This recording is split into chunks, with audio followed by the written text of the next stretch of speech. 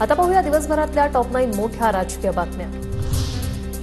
Drugs पूर्णपणे संपेपर्यंत अवैध पब आणि बारवरील कारवाई थांबणार नाही। No closure on the bulldozer. पिढी बर्बाद करणाऱ्यांना सोडणार नाही, मुख्यमंत्री एकनाथ शिंदेंचा इशारा।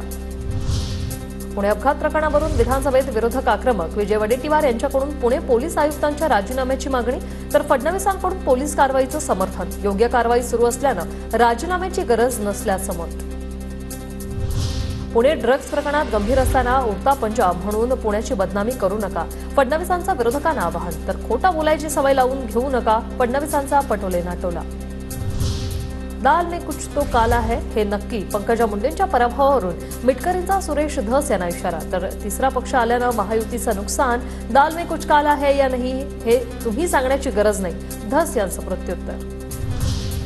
शेतीसाठी बैल उपयुक्त नसला की त्याला कसायाकडे देतात, भाजपची तीच पद्धत। अजित पवारांबाबत भाजप पदाधिकाऱ्यांच्या विरोधी भूमिकेनंतर वडेट्टीवारांचा निशाणा। अजित पवारांमुळे चीड निर्माण झाली, अजित पवार मवियात आले तर आमच्याकडे येऊ देणार नाही, काँग्रेस आमदार कैलास गोरंट्याल यांचं वक्तव्य। अजित पवारांबद्दल खूप मोठी खतखत,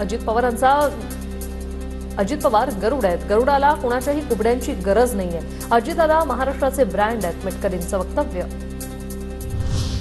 विधानभवनाच्या पायऱ्यांवर गाजर दाखवतो, विरोधकांची घोषणाबाजी, सरकार विरोधात घोषणा देण्यात आल्या।